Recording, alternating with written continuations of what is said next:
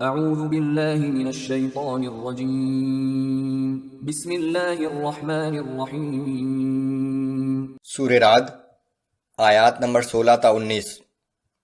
یہ کافر لوگ اللہ کے سوا جنہیں پکارتے ہیں ان کی کوئی حقیقت نہیں، وہ تو خود اپنے نفع نقصان پر اختیار نہیں رکھتے۔ آسمانوں اور زمین کی ہر چیز اللہ ہی کو سجدہ کرتی ہے، وہی ہر چیز کا خالق ہے، وہ اکیلا ہے اور سب پر غالب ہے۔ ایک مثال کہ اس دنیا میں بھی حق کو فتح حاصل ہوگی اور باطل تباہ ہو جائے گا۔ کفار آخرت میں عذاب سے بچنے کے لیے اس دنیا بھر سے زیادہ مال و دولت فدیہ میں دینا چاہیں تو قبول نہ ہوگا۔ ان باتوں سے دانش مند لوگ ہی نصیحت حاصل کرتے ہیں۔ اعوذ باللہ من الشیطان الرجیم قل من رب السماوات والارض قل اللہ۔ اے پیغمبر صلی اللہ علیہ وآلہ وسلم، آپ ان سے دریافت کیجئے کہ آسمانوں اور زمین کا رب کون ہے؟ آپ انہیں بتا دیجئے کہ وہ اللہ ہی ہے۔ قل افاتخذتم من دونه اولیاء لا يملكون لانفسهم نفعا ولا ضرا۔ آپ پھر کہیے کہ کیا تم اللہ کے سوا ایسے معبودوں کو اپنا مددگار سمجھتے ہو جو اپنے نفع و نقصان کا اختیار بھی نہیں رکھتے؟ قل هل يستوي الأعمى والبصير أم هل تستوي الظلمات والنور۔ آپ ان لوگوں سے فرما دیجئے کہ کیا ایک اندھا شخص اور ایک آنکھوں والا برابر ہو سکتے ہیں؟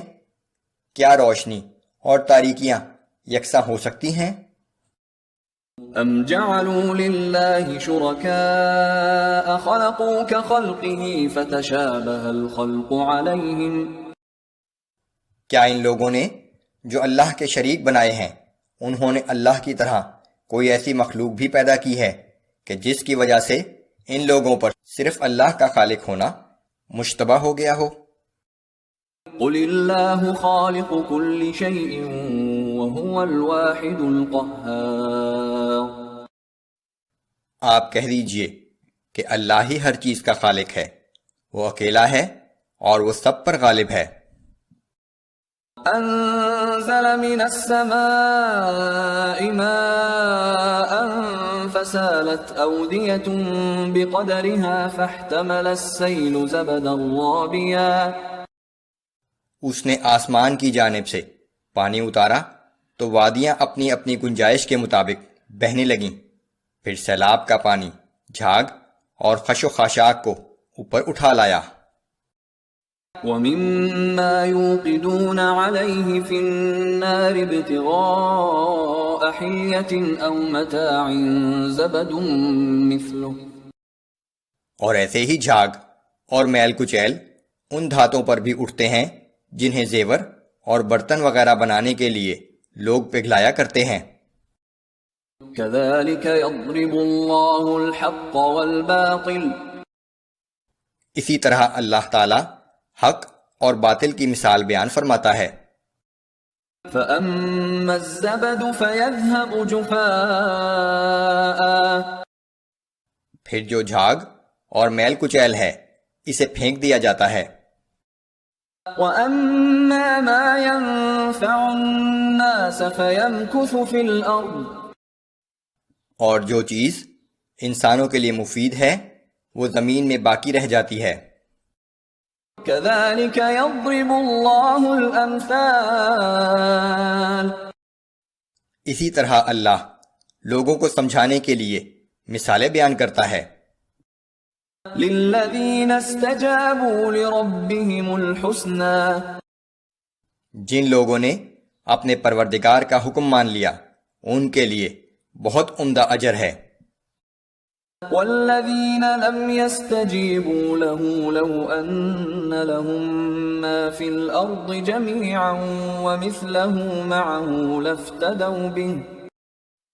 اور جن لوگوں نے اللہ کے حکم سے سرتابی کی روز قیامت ان کا یہ حال ہوگا کہ وہ خواہش کریں گے کہ اگر ان کے پاس وہ سب کچھ موجود ہو جو اس زمین میں ہے اور اس کے ساتھ اتنا ہی اور بھی ہو تو وہ اسے عذاب سے نجات کے لیے فدیہ کے طور پر دے ڈالیں۔ أولئك لهم سوء الحساب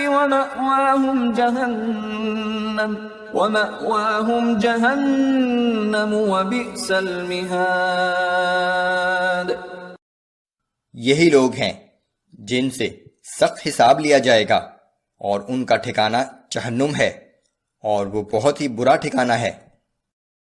أفمن يعلم أنما أنزل إليك من ربك الحق كمن هو أعمى۔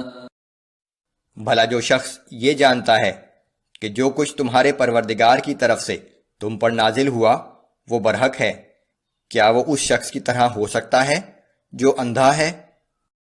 انما يتذكر اولو الالباب۔ ان باتوں سے دانش مند لوگ ہی نصیحت قبول کرتے ہیں۔